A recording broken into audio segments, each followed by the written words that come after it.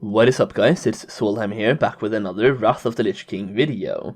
So today we are talking about one of my favorite subjects of Wrath of the Lich King, and that is weird specs in Wrath of the Lich King.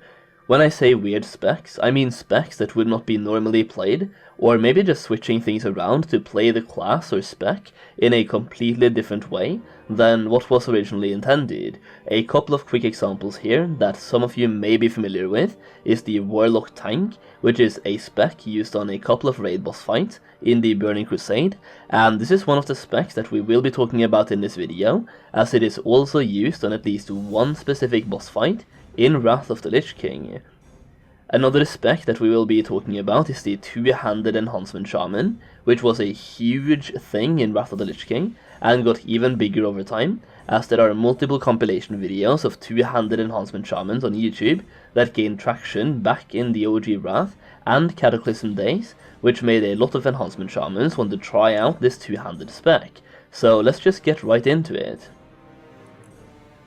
Spec number 1 that I want to talk about is the Warlock tank.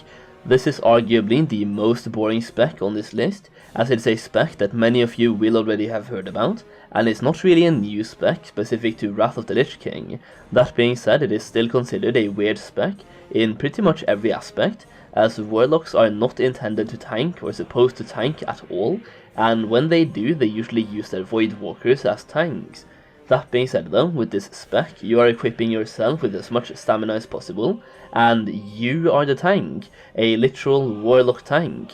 Warlock tanks are actually used in at least one raid boss fight or raid boss encounter in Wrath of the Lich King, but possibly 2 boss encounters as well.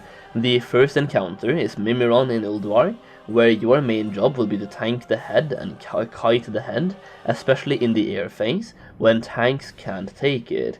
This is where a ranged tank, or any ranged class able to keep aggro, really shines through, and because Warlocks have talents that reduce their damage taken, as well as increases their healing received and so on, they are the perfect ranged tank.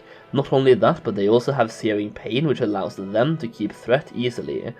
Another boss encounter where Warlock tanks might end up being used is the Blood Princess in Icecrown Citadel. You can use the Dark Nucleus to reduce shadow damage received, and by stacking these on top of each other, you can effectively keep aggro of one of the Blood Princes by using ranged abilities such as Searing Pain to maintain threat. For any of you playing TBC Classic, this boss pretty much uses the same principle as Leothras the Blind, where Warlock tanks were also useful. They basically use their class strength and spell resistance to perform better on specific boss fights that involve spell damage than most normal plate-wearing tanks actually would. So next up, let's talk about the Two-Handed Enhancement Shaman. So this is not really the spec that you want to play for PvE or raiding in general, although it is actually playable and quite fun to play. It doesn't really produce enough DPS or enough stable DPS to be a reliable spec in PvE scenarios. This is much more of a PvP spec, and it relies heavily on Windfury Procs and critical strikes. This spec became very popular by a lot of different YouTube videos in the form of compilation and highlights, and this got recognized as the Highlight Spec because you could suddenly get 5 crits in a row within a second or 2 and completely take someone from full health to 0 health in 2 seconds if you just got lucky enough on your Windfury Procs and your critical strikes. I guess if there's one thing that sums up the Two-Handed Enhancement Shaman, it's RNG. If you get terrible RNG and not enough Windfury Procs, then you are next to useless. That being said, if you get insane RNG and massive Windfury Procs, you're actually unstoppable. I guess that is also why it's such a fun spec to play, because that RNG element and those Windfury Procs produces a lot of highlight-worthy moments, and if you are planning on doing open world PvP, or even Battlegrounds for that matter, it is definitely worth a try. But I would actually, for competitive PvP such as Arenas, you probably want less RNG and more sustainable damage, and the same can be said for PvE as well, especially for raiding. So while we are on the topic of PvP, let's talk about the Shadowfrost Death Knight. This is a really strong spec for PvP for multiple reasons. First off, it turns the Death Knight into more of a ranged class, maximizing the utilities of the ranged abilities that Death Knights actually have in their toolkit. As a Shadowfrost Death Knight, you don't rely too much on crits or stacking diseases, and while abilities such as Scourge Strike does crit for a huge amount, that amount is also lessened by resilience in PvP, and a lot of people stack huge amounts of resilience. Diseases can also be removed and Scourge Strike deals more damage with diseases, so abilities such as Scourge Strike, which deals more damage per disease you have on the target, becomes way less useful if those diseases are purged before you use your Scourge Strike, so having a spec that does not rely on diseases is very useful. So this spec is absolutely incredible, as it pretty much utilizes all of the PvP talents of the Death Knight. For example, the Desecration talent in the Unholy spec, which reduces movement by 50% in an area of effect.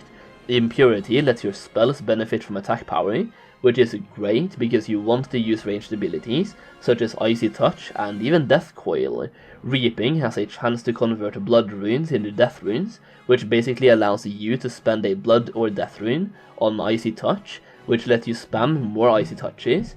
And I think you get the point by now. This spec turns the Death Knight into a melee/ranged hybrid. Next up, the Spellhancement Shaman. This is definitely the way to go if you want to be the best performing shaman out there, especially in PvE, but maybe even for PvP as well. And this is essentially turning Enhancement Shamans into a spell-powered focused class. There's actually not that much that changes in terms of gameplay and rotation. The only real difference between Spellhancement and regular enhancement is that Spellhancement has even more focus on Fire Totems and Fire Nova, and you should definitely always use Fire Nova whenever possible, and it will be a vital part of your rotation. Because you are using spell power, then abilities such as Lightning Bolt, which will also hit way harder, maximizing the effect of your Maelstrom weapon usage. Some of the main differences between Spellhancement and Enhancement are that Spellhancement Shamans will be using 2 times Flame Tongue weapon enhancement instead of Windfury, and you can also use the Flame Tongue glyph instead of Windfury glyph. You also use the glyph of Fire Nova instead of glyph of Feral Spirit, because once again Fire Nova is a vital part of your rotation. Note that Fire Nova is even used for single target rotation, and this glyph is prioritized over glyph of Feral Spirit, even for single target DPS. As for talent points, it is pretty much your typical enhancement build, but with extra points into the elemental tree, going all the way down to improved Fire Nova. For those of you interested in a full walkthrough of Spellhancement Shamans, including the opener, the playstyle, and pretty much everything about it, I will leave a link to Anfal's Spellhancement guide in the video description, as that one is really helpful.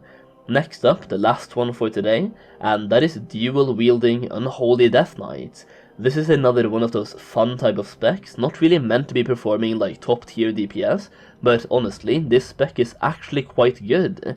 I am not sure if it's better than Two-Handed Enhancement DKs, but for those of you who want to try out something completely different, it is definitely worth checking out, and it completely shifts the way you play the game. Instead of relying on slow and heavy hits, you are much more focused on haste and having fast and lighter hits.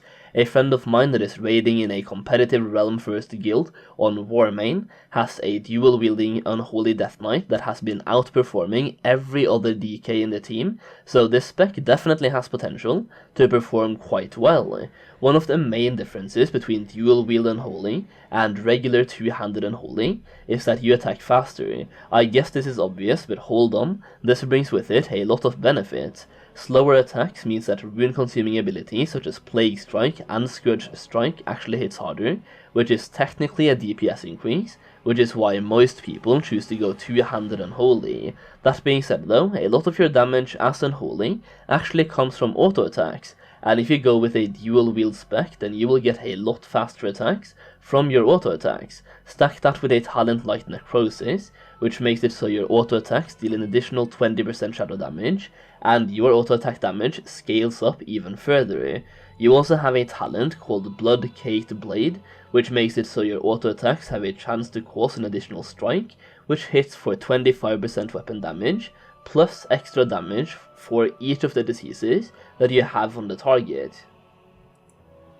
Faster auto attacks also obviously makes it so this procs even more often, and stack that with a frost specific talent based around you'll wield weapon damage and haste, and you've got an actual sick spec.